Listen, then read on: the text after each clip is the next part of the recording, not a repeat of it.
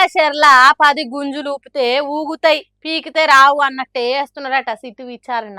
అరే రే ఒడుస్తలేదు తాడుస్తలేదు అన్నట్టు వేస్తే ఏందన్నట్టు ఈ ఫోన్ ట్యాబింగ్ కేసును ఇప్పటికే విచారణ పేరుతో అధికారులను పిలిచి అదెట్లా ఇదెట్లా అన్ని అడిగిండ్రు.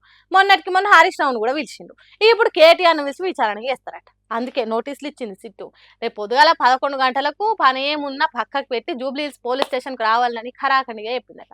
మరి ఎటువంటి ప్రశ్నలు వేస్తారు పోలీసులు, ఎంతసేపు విచారణ చేస్తారు, గంటల కొద్దీ పొంటల కొద్దీ కూసుండబెట్టి ఏం తేలుస్తారు అనేది ఇప్పటి వరకు ఎవ్వరు అంతు పడతలేదు.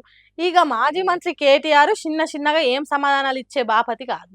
అదరకుంటా బెదరకుంటా గట్టి సమాధానాలు ఇస్తాడుగా వచ్చని అంటుర్రు బీఆర్ఎస్ కార్యకర్తలు. మొన్న హరీష్ రావు సిట్ విచారణకు పోతే బీఆర్ఎస్ కార్యకర్తలు హరీష్ రావు అభిమానులు కదం దొక్కిండ్రు. అట్లనే కేటీఆర్ విచారణకు కూడా విపరీతంగా వస్తారా, లేకుంటే పోలీసులు ముందే పసిగట్టి అంత కంట్రోల్ చేస్తారా, ఎంత బొబ్బ జరుగుతా అనేది ఆ రోజు తెలుస్తుంది.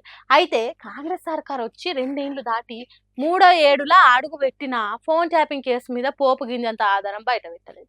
దేశంలోనే నంబర్ 1 పోలీసులని పేరు తెచ్చుకున్న తెలంగాణ కాకీలు ఈ ముచ్చట్లు ఇప్పటి వరకు కోడిపిల్ల తోక ఈక కూడా దొరకబట్టలేదు. ఇదంతా బీఆర్ఎస్ పార్టీలను తిప్పల పెట్టడానికి ఈ సిట్ అని అంటుర్రు గులాబీ పార్టీ అభిమానులు. ఎవ్వలేమన్నా మా విచారణ మామూలుగా ఉండదు. పోయిన సర్కార్లో ఫోన్ ట్యాపింగ్ చేసిన వాళ్ళను చేయించిన వాళ్ళని ఇడిచిపెట్టే ముచ్చటనే లేదన్నా ఇటు కాంగ్రెస్ పార్టీ వాళ్ళు అంటారు. ఇడిచిపెట్టినా గట్టిగా పట్టుకున్నా ఇగురం కొద్ది విచారణ చేసి తొందర కొట్టుండ్రి అని ఫోన్ ట్యాపింగ్ కేసు ఇవ్వాలని చూస్తున్న పబ్లిక్ అంటారు.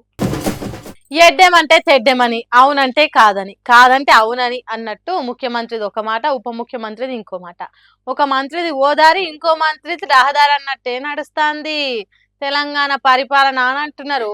మొన్నటిదాకా తెలంగాణలో ఉన్న జిల్లాలు ఓ పద్ధతి పాడు లేకుండా ఏర్పాటు చేసిండ్రు.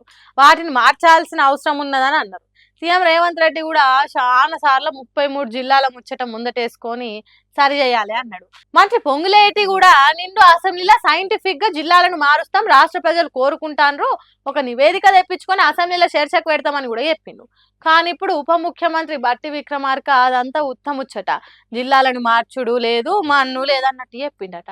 ఆసిఫాబాద్ జిల్లా ఓ టీవీ ఛానల్తో మాట్లాడుకుంటా చిన్న జిల్లాలకు రద్దు చేసే ఆలోచన మాకు లేదు, అదంతా గిట్టనోళ్ళు చేస్తున్న ఉత్తుత్తి ప్రచారం తప్ప ఇంకోటి కాదని చెప్పిండట. అంతే చూడుండ్రి ఎట్లున్నాయో మంత్రుల ముఖ్యమంత్రుల మాటల పోలికలు. ఒక్క మాటకు ఇంకొకరు పొంతల లేని పోలికలు లేని మాటలు చెప్తున్నారు. మరి వీళ్ళంతా అనుకోనే పబ్లిక్ ను పరేషాన్ చేసేదానికి ఇట్లా చెప్తున్నారా, లేకుంటే వీళ్ళ నడమనే ఓగలంటే ఇంకోగలకు పడతలేదా, ఓగలు ఎడ్డమంటే ఇంకోగలు తెడ్డమనడైందని అంటుర్రు. ఇంతకు జిల్లాల రద్దు ఉంటదా ఉండదా అనేది తెలియకుండా మామూలు పర్షాన్ల ముంచుట్ల మాత్రం కాంగ్రెస్ సర్కార్ సక్సెస్ అయిందని తెలంగాణ పబ్లిక్ మాట్లాడుకుంటురట.